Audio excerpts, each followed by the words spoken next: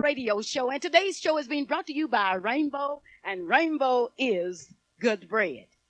We promised you a long time ago that we would bring to you the best in radio. We would keep you informed as to what was happening in your community and how it would affect you. Ladies and gentlemen, today's program is dedicated to Miss Black, Oklahoma, Cynthia Shirley.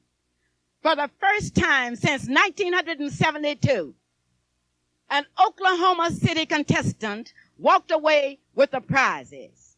Oh, this is a great day for us in Oklahoma City, and I am so thrilled because I just returned from Dallas, Texas, where I took Miss Black Oklahoma to the 76th annual NAACP convention as part of our prizes.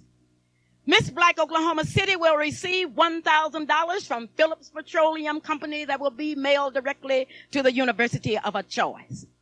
She will also receive a jacket from Cameo Coutures, and here she is, here in all of her dignity, the owner of Cameo, who will present a gift. Cynthia, I want to congratulate you as Miss Black Oklahoma. Thank you very much. And present you with this beautiful Miss America robe that is inscribed with Miss Black Oklahoma. Thank you so much. Thank you. It's beautiful. You make a terrific contestant. All of the girls did. We thoroughly enjoyed it. Thank you. I understand that you have a gift certificate. Mrs. Moses, would you tell me about those gift certificates that you are presenting today? Okay, for Cynthia as the number one Miss Oklahoma, we have a $100 gift certificate. For the first runner-up, we have a $50 gift certificate. And for the 3 other finalists, we have $25 gift certificates. And we wish them all to be Cameo customers from now on. Thank you. All right, Mrs. Moses, you had the opportunity to participate in the judging of Miss Black Oklahoma. Would you tell me how the judging went? Well, it was very tough. It really was. I've never been involved in judging before. I've just watched and listened. But it was really very tough because the judges are not allowed to smile or to clap or to show any emotions, nor to speak among ourselves. And it really was an experience because you wanted so badly to clap your hands or smile and show them how well they were doing. But they were all doing so well, and it was hard to judge. It was really hard to take it down to 1 point, a 19 or a 20 or a 39 or a 40, and they were all so good. And it's hard to describe how exciting it was right there at ringside, right by the ramp where they came down and showed all their talents and all their beauty. It was something I've never experienced before, but I hope to experience many times again. Well, thank you so very kindly, and all I want to say to you as a judge, we appreciate what you judges did. Thank you. Now, the big question, did Clara Luper have anything to do with the judges? Nope. Clara Luper did not have anything to do with the judging, right? Absolutely not. We had it on our own. Okay, the only thing that Clara Luper did was to go into the judges and thank you all for participating, right? Yeah, about 10 minutes after the show was over, she came over to the table and said, "Thank you for participating and thank you for all your help." Well, thank you so very kindly. Today's program is dedicated to Cynthia Shirley, Miss Black Oklahoma, 1985. Miss Black Oklahoma has just received a $100 gift certificate. And Miss Black Oklahoma, I want you to sit down because I want to present to you $100 gift certificate from the Seagraves Traveling Agency. And you will have your choice. Oh, thank you. I would also let you know that Earls Incorporated will also present to you a gift certificate. This is great. I would like to present to you $500 on behalf of a Pontiac dealer in Lawton, Oklahoma. I don't know what to say, Mrs. Luper. This is wonderful. Felton Dean, who is a former Oklahoma Cityan, who now owns the Felton Dean Pontiac Company, would like to present to you $500. And incidentally, he will be sending that to you. Oh, that's great. I would also like to present to you a round-trip ticket to Philadelphia, Pennsylvania. And you have called the airlines. Tell me about the price of that ticket. That ticket cost us $860. Well, that cost you $860. Okay, and that's $860. All right. The next thing that we want to do, Mary Nichols of 2809 Northwest 63rd Street will present to you a gift. And that is. I don't know what the gift is, but if Mary Nichols says she's going to present you something, she is serious. It must be good. International Photo and Studio 75 will present to you an 11 by 14 portrait. Yes, that's right. Now, Mr. I can call him my Bachelor of the Year, but also Dr. Walker from El Reno will present you what? What are you going to present, Miss Black, Oklahoma? A $300 scholarship from Mr. Davis Kafirs and World of Curls. A $300 scholarship. Now what? I'm stunned. All right. Marilyn Hildred will present to you in September a $250 scholarship. Oh, it's going to help out a lot for my schooling. It will. All right. Now, I understand that Mrs. Fowler presented you a dozen roses. Yes, she did. I further understand that you went to the NAACP convention, and at that time in Dallas, Texas, I would like to ask you, who paid your way to the NAACP convention in Dallas, Texas? Miss Luper, you did. You paid my way. Okay, who was it saw to it that you had dinners, 2 of them that cost $22 each? You did, Miss Luper, and I enjoyed them very much. And who placed you in one of the most beautiful hotels in Dallas, and name the hotel? The Dallas Hilton, and you put me in this hotel. It was wonderful. Who registered you at the convention in Dallas, Texas? You did, Miss Luper. And incidentally, that registration fee was $15 each. All right. Now, who gave you the opportunity to participate in all of the workshops and things in Dallas, Texas? You did, Miss Luper. I wanted to pull that out because I came back to Oklahoma City, and I read an article in the Black Chronicle that really stunned me, because I would like for Miss Black Oklahoma City to read some mail here that I received, because I always want to make sure that everybody understands exactly what is happening. Now, I read in the Chronicle, the paper that tells the truth, the paper that tells both sides of the story, where something about the pageant and something about the winner.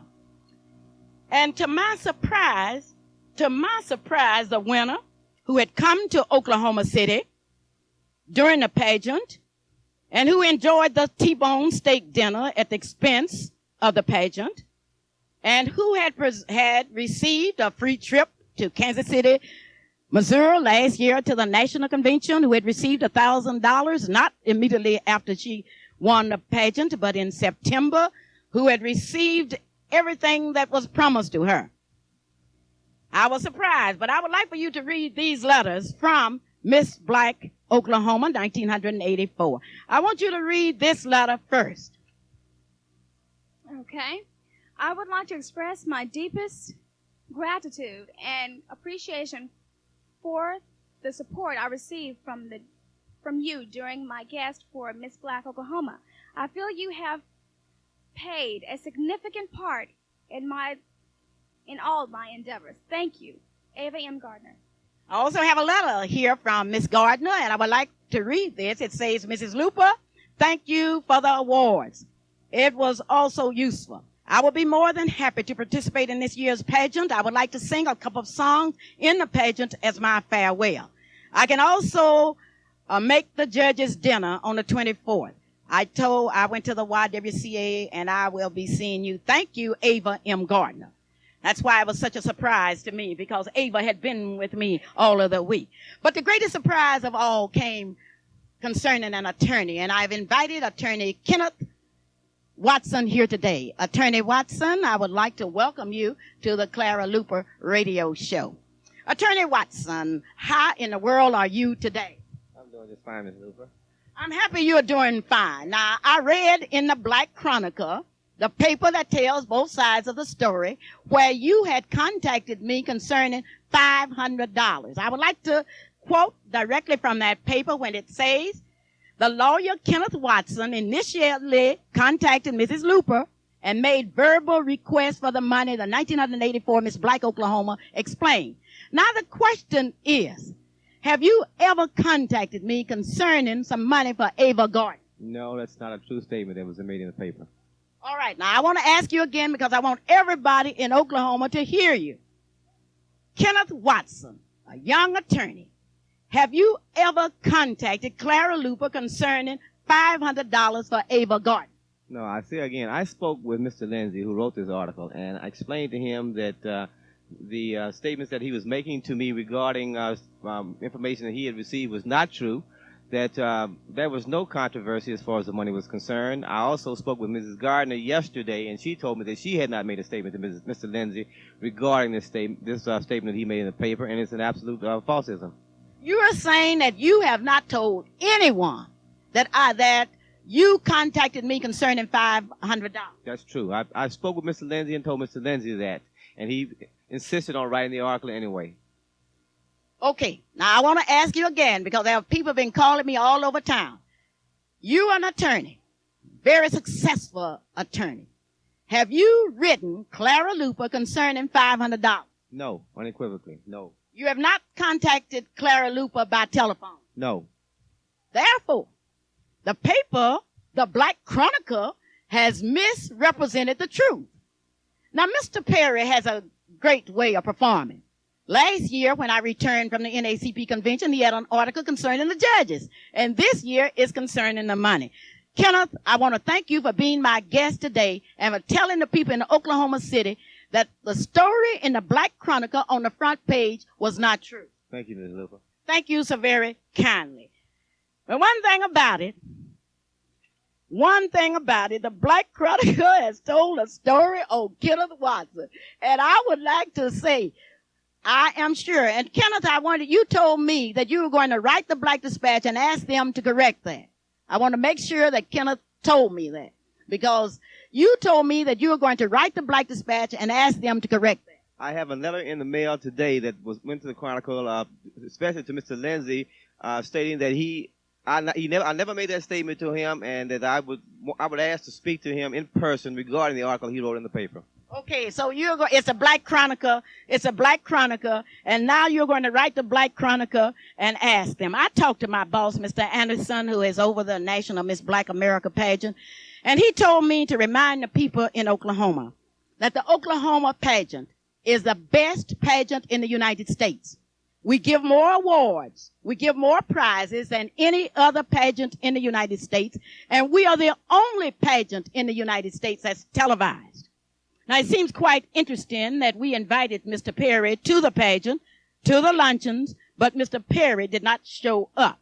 So therefore, I say to Mr. Perry, get your facts straight.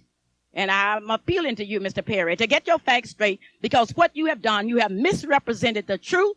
And anybody that would know anything about pageants, you present the prizes. Maybe they didn't know that even though I presented $1,000 on behalf of Phillips Petroleum Company, I didn't have the money. It was a piece of paper that was brought up here by Mr. Alexander, and you have to write and get it. Now, if you don't know that, then I say stop talking about something that you do not know.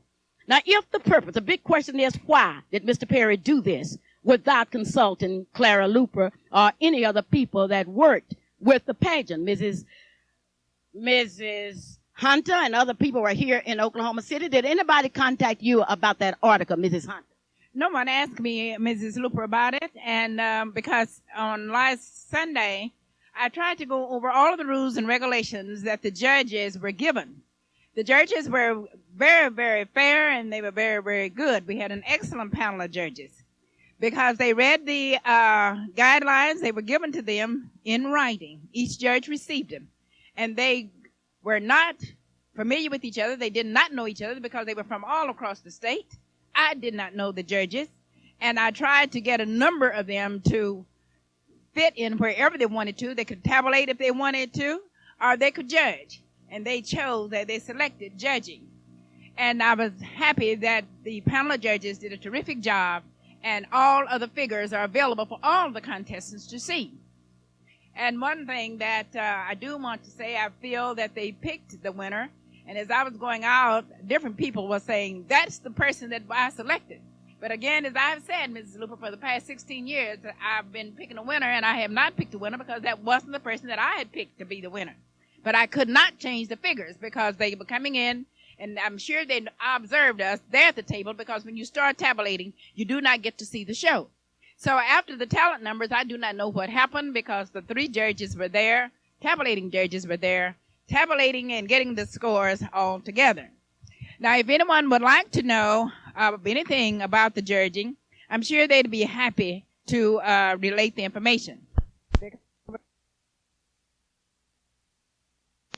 Told this whole city that the Black Chronicle told a story. All right.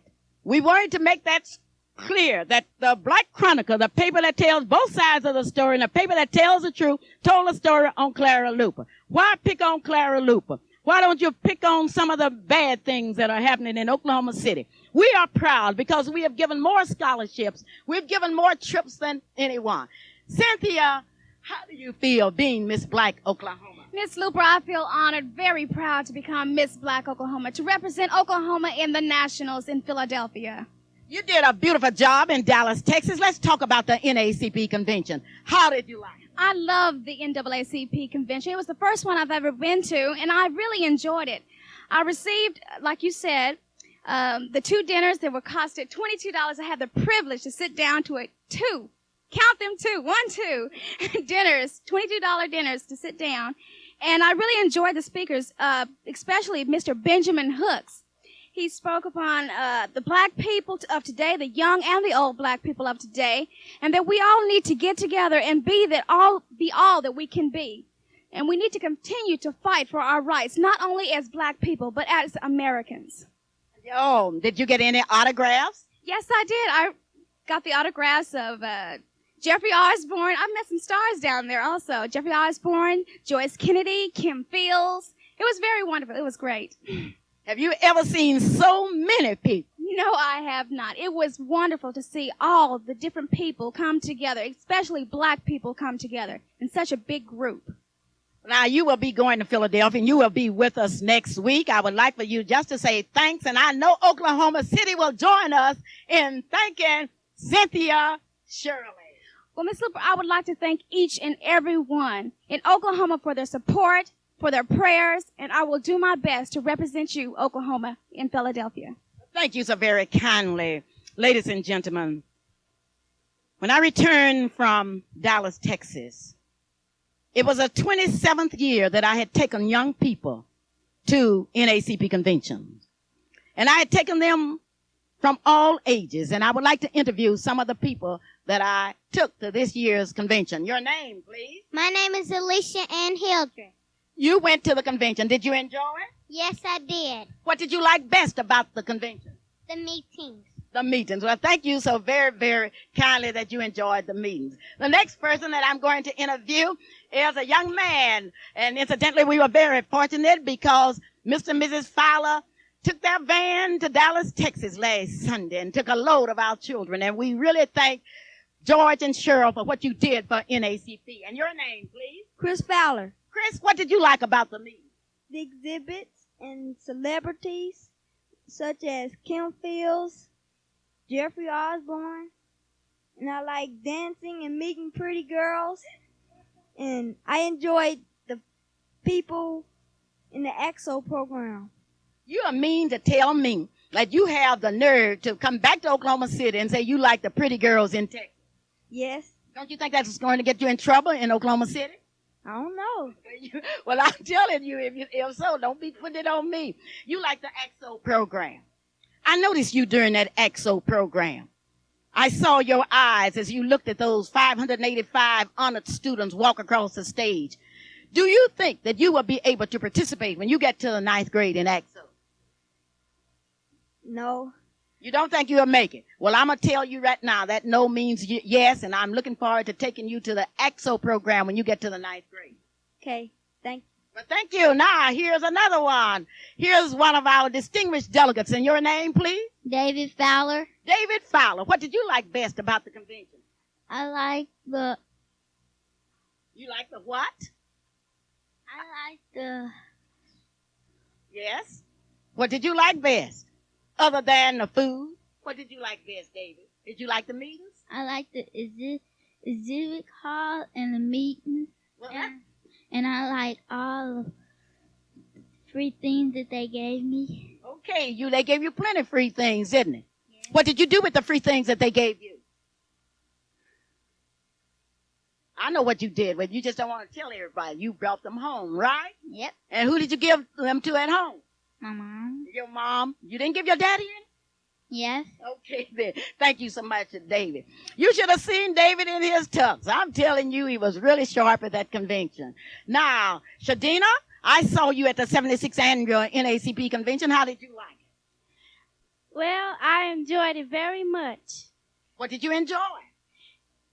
I enjoyed the construction of the buildings in Dallas, meeting people from different states, especially Nikki I met from New York, and the disco dancers, and the break dancers at the disco dances. Did you like that parade of the Mr. and Miss NACP contestants? Yes. Oh, well, wonderful. Did you like to stay in the Hilton? Yes. Do you think you'd be interested in going to Baltimore next year? Yes. Thank you so very kindly. Here's another beautiful young lady that I saw in Texas, April Hildred. April, this was your first convention, and I would like to let you know that there were 12 delegates from the Oklahoma City NACP chapter. What did you think about Dallas? I thought it was very nice, and I enjoyed it very much. What did you enjoy most about the convention? The exhibits, and my main purpose for going down to the convention was to find a job, and I was successful at making contacts, and I handed out several resumes. Were you surprised at the number of young people your age that was affiliated with the NACP?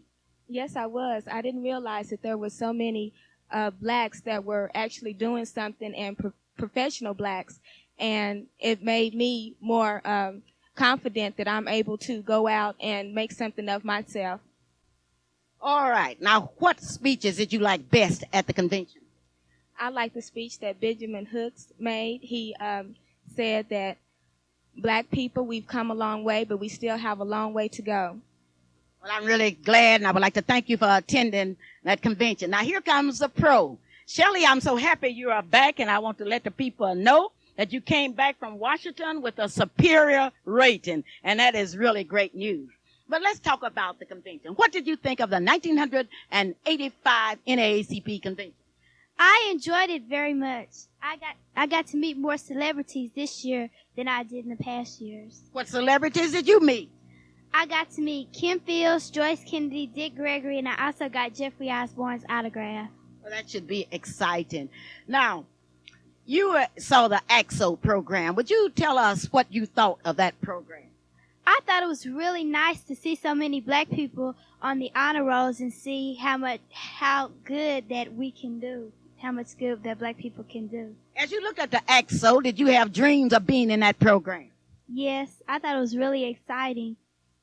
I wish you could have seen it, ladies and gentlemen. 585 young blacks from all over the United States marching under the great banner of AXO, which means academic achievement. And certainly I would like to call upon those of you in Oklahoma City to make sure your children are involved in NACP, and NACP will meet every Monday night at exactly 6:30 p.m. Now, Shelley, I know you're just bubbling over. What else would you like to say? I enjoyed the people from all over the United States that I got to meet, and I also enjoyed the exhibits and the parties we had every night, and some of the speeches that we had in the banquets and the pageant. And you enjoyed the food too, didn't you? Some of it. Oh, that's really great. This is a Clara Luper radio show, and this is a show that you have waited for. I would like to say this.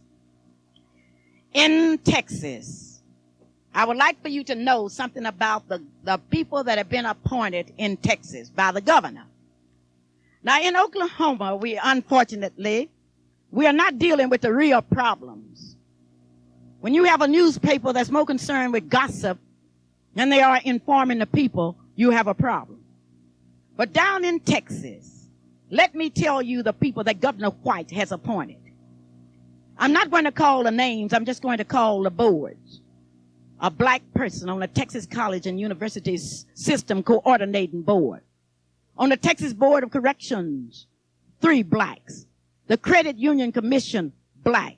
Criminal Justice Coordinating Council, black. Criminal Justice Police Council, black. Child Support Enforcement Commission, black. And incidentally, there are 2 blacks on that commission. On the dental examiners state board, black. On the developmental disabilities Texas Planning Council, black. District Court, 231st Judicial, Fort Worth, Texas, black.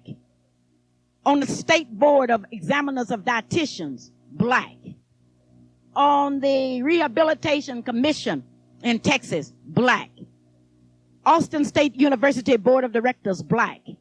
In Texas, they have a black Secretary of State, Myra McDaniels. The Southern Regional Educational Board Legislative Advisory Council, black. Teachers Professional Practice Commission, there are at least 2 blacks. The Technical Vocational Education Advisory Council, black. The Trinity River Authority, black. On the Board of Regents of the Texas Women's University, black. Texas Education Agency on Block Grants, black. Bill Curtis, Texas Education Agency on Block Grants, black. Now next week I shall continue because I have pages of blacks that have been appointed in Texas.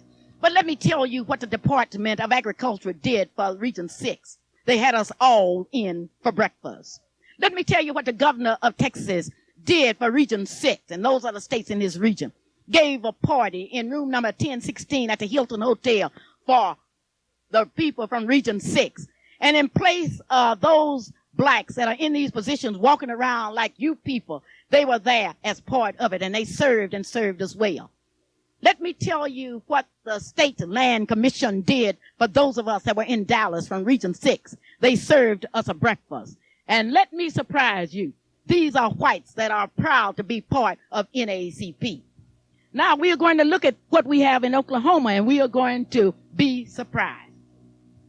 Ladies and gentlemen, I came back to my home with the commitment because NAACP is still alive in 85. And I come back to Oklahoma with tears in my eyes because of what is happening in Oklahoma City. First, I want you to know that for the first time in the history of NAACP, Oklahoma City did not have any registered delegates because Oklahoma City owed $1,400 in assessment that Mr. Brown could not pay because you, the people in Oklahoma City that have opened the doors to that have walked into new jobs, have not taken out your NAACP memberships. I would like to repeat that. For the first time in the history of NAACP, Oklahoma City did not have a registered delegate. In fact, Oklahoma looked worse than any state in the union from adult standpoint. And not from the youth, because we had 12 youth from Oklahoma City. But your NAACP branch in Oklahoma City owed $1,400 in assessment. Now, Mr. Leslie Brown has asked you to take out memberships, and you have not done it because you believe in Oklahoma City everything is all right. But let me tell you something. I came back to Oklahoma City, and to my surprise, they are talking about closing the East Side Golf Course. Now, do you think anything like that would happen in Texas? No, only in Oklahoma City. And I've invited some people here today. And I'm surrounded by a large number of men and women that are concerned about this problem. Would you give me your name, please? Joe Moore. And Joe Moore, tell me the problem. The problem is they have closed Eastern Golf Course. They have closed it. As of tonight, they will pick up the flags and they will mow it at random and close it. And this is definitely a blow to our community. Now you say they. Who are they? The Park Commission, they are in charge of it. Okay, do we have a black on the Park Commission? Yes. At my last meeting, we had one on there. Who was that? Mr. Gibson. Mr. Gibson is on the Park Commission, and I would like for Mr. Gibson to call me immediately. That they do close this facility, if it's that important, which we don't see that it should be. We think that Lincoln Park should reflect in management the community in which it's located. Well, how is Lincoln Park managed? It's managed in the black community by whites all the way through. I didn't understand you. It's managed by whites all the way through management. Now they are going to close the east side. Eastern Golf Course. Are they concerned? Now, if they are talking about local support, then we would have to do it on a percentage basis, right? Yes, and if they want to talk about support as compared to what they had in front, let them go back a month or 2 months and see the improvement and participation of them coming down there. And look at the minimum amount of expenses that they have spent in order to improve it to where it is to get the participation that we have given it. And now they say close it in the middle of the stream. That just doesn't seem to jive right. And we are asking for all the local support and participation in our clinic to appear before the council Tuesday. We are going before the council with this Tuesday. And all that are interested, we'll ask them to come there and support us and be there in person. All right, now, I will be there on Tuesday morning. Now, I'm wondering if you have contacted your councilman, Gory James. I have talked to him a number of times, and he told us very recently that it wouldn't be closed. He told you recently that it wouldn't be closed. If he told you recently that it wouldn't be closed, we have to stand on his word. And I'm sure that Gory James will come out boxing just like Muhammad Ali. I'm sure that he will box injustices out of the park commission. I know he's in our corner.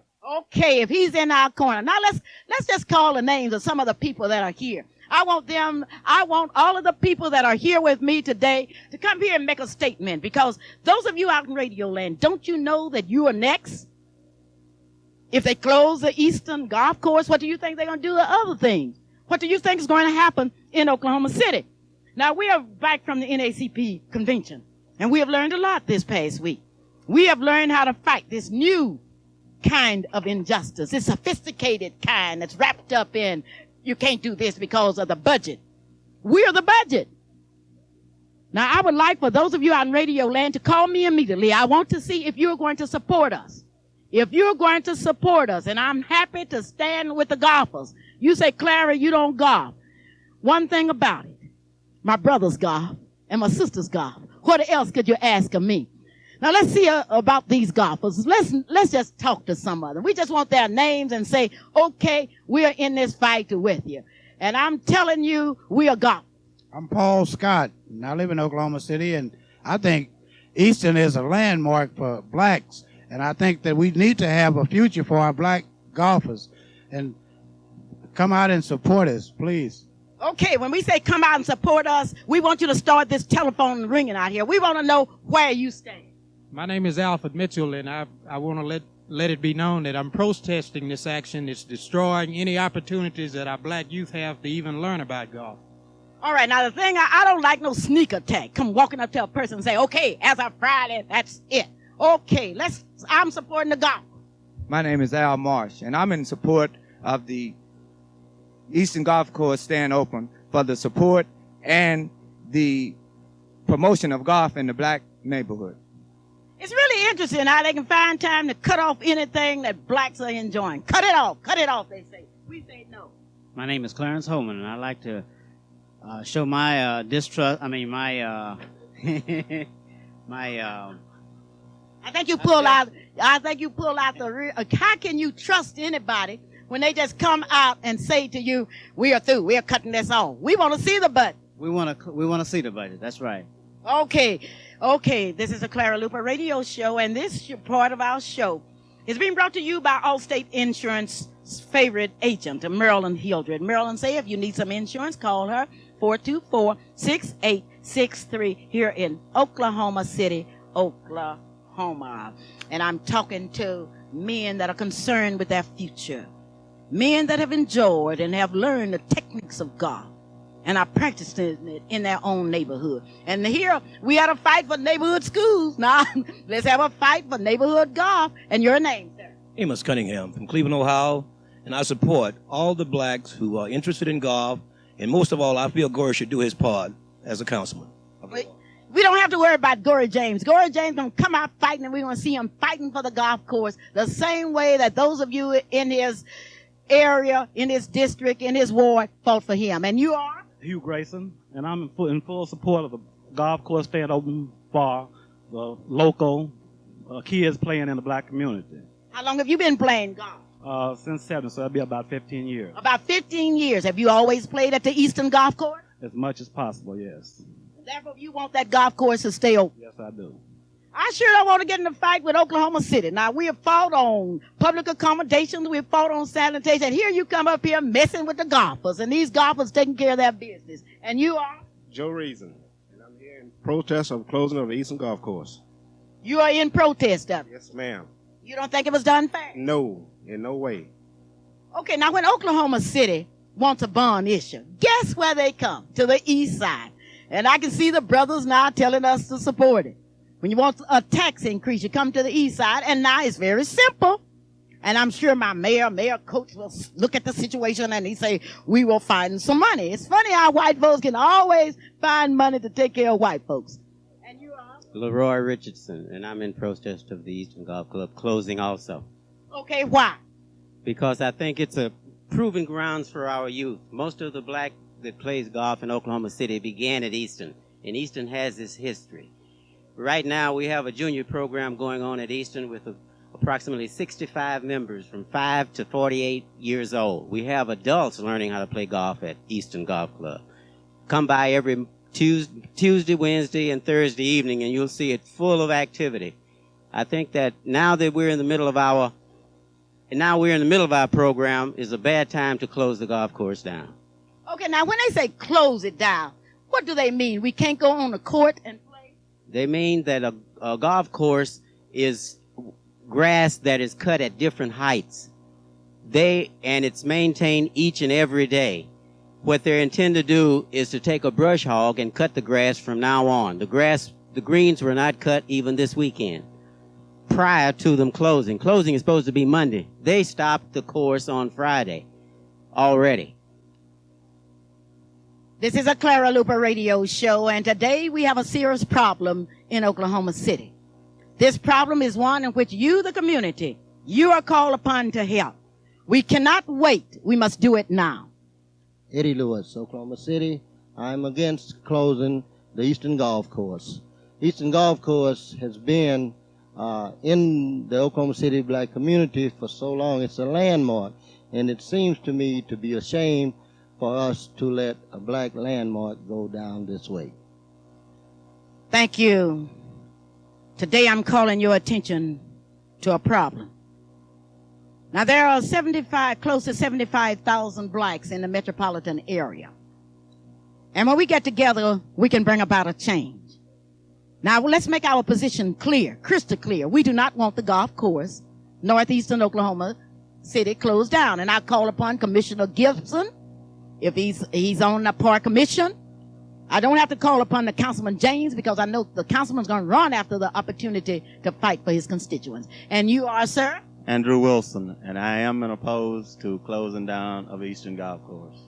How long have you been playing golf? About 15 years. You love golf? I love it. Really? About how many hours do you play a week? Oh, I'd say 20 hours per week. 20 hours per week playing golf. Well, that is wonderful. And you always play at Douglas Center. Not always, but I play there a lot. You play there a lot. Well, I have to tell you what. White Oklahoma City, I'll do what the whites are doing in Texas. Come on, play golf with the blacks and see to it that this goes. Now, one thing that we must do in Oklahoma City, and we must get it straight. Blacks and whites must do it together. And I know all of you white neighborhood people will be fighting for Douglas Golf Course to remain as it is. You fought for segregated schools, and may I make this announcement? I was in the press room in Dallas, Texas, and Oklahoma City is the only city in the United States that fought for segregated schools of any kind. And one thing about it, I made my position clear, and they had some clippings to make sure that the NACP here did not support segregated schools. And you are? My name is Alonzo Thomas, and I am opposed to the closing of Eastern Golf Course. Okay, your name again? My name is Alonzo Thomas, and I am opposed to the closing of Eastern Golf Course. Why? Well, the simple reason is that it's going to deprive all the younger generation from the opportunity to experience the wonderful game of golf itself. And I was brought up playing golf at Eastern Golf Course, and at this particular time in life, it still allows me the only opportunity to practice where I don't have to, per se, spend money like a lot of other people don't have this particular money to spend at other golf courses. Okay, so you want that golf course open. I want it open for eternity. All right. Now, one thing he wants it. He wants it open for eternity. Now, I'm telling you, and I'm saying to Commissioner Gibson, and I wish Commissioner Gibson would give me a call, because what I need for him is a commitment as to what he's going to do.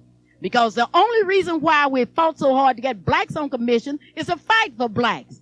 The Indians fight for Indians, the Hispanics fight for Hispanics, and certainly we want our commissioners to speak. The Evangelistic Baptist Church will present Oklahoma City's first Christian Expo. This is a dream by Pastor T.J. Roberts that will become a reality. This is a dream of getting the young Christians involved in something that's outstanding. So many times we have thought of young people without any creativity. But at the Evangelistic Baptist Church, the Proverbs will be reread. Train up a child in the way that he should go, and when he's old, he will not depart from it. The expo was planned to be directed and presented by the youth department. But the youth directress, Thomasine Cudjoe, acknowledged publicly that this was an in-depth vision from Pastor Roberts that magnified the importance and beauty of making this effort a church-wide affair. And it was made into a church-wide affair. The theme is, rejoice, we are his. There will be participants from the church participating in talent, cooperation, attitude, scholastic performance, belief in church doctrines, belief in tithes, Sunday school. In addition, each participant will have talent or presentation that is original and must be self-propelled and self-governed. Now, this will be held on Saturday, July 6, 1985, at the Millwood Donald Edwards Auditorium, located at 6724 Martin Luther King, and will start at exactly 6 p.m. You may purchase tickets that will be used to finance the program. The tickets are only $5, and they may be purchased through the church at 3222 North Rhode Island, at the door, or at Abear's Gospel Record Shop, 1515 Northeast 23rd Street here in Oklahoma City. There's a problem that's also occurring in the Dungy area.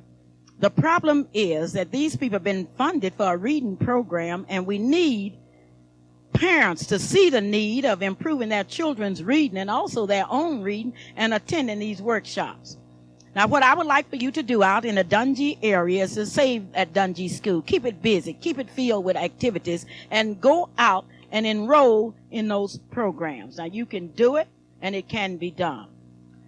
We are talking about a program that was held during Miss Black Oklahoma. There were many speakers. And today I'm going to allow you for the next 7 minutes to listen to Mr. Joseph Brown from Langston University. I want you to listen very carefully, because this was an example of the kind of speeches that were delivered. And we would like to thank Sheriff Sharp, our Corporation Commissioner.